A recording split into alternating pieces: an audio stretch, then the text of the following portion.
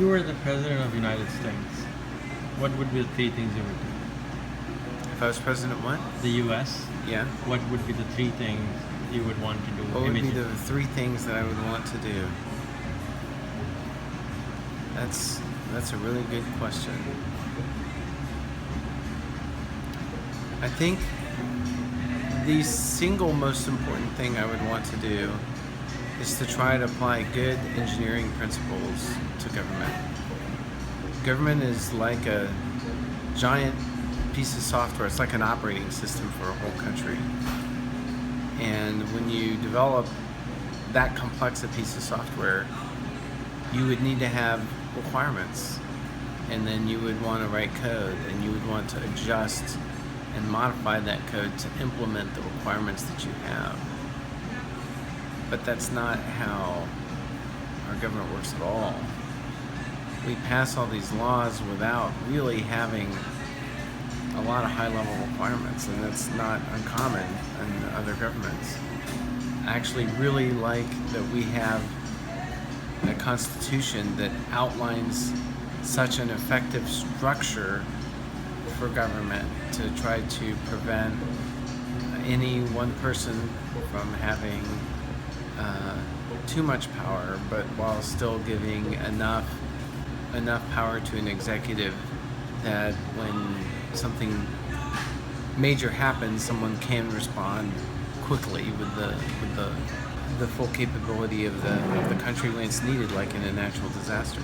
So I don't think it's that I would do something on a specific topic, but it's more that I would want people to approach government in a different way.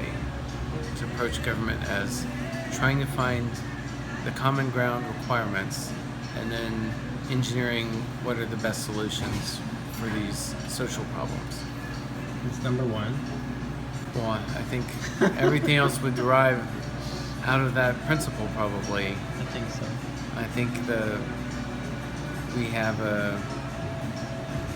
an unfortunate lack of political discourse right now. I think we've got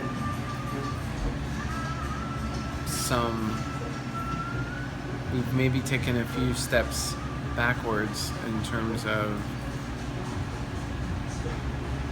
being more cognizant of a wide range of views. People have gotten much more narrow, reinforcing their own views instead of thinking about really trying to legitimately listen to other ideas.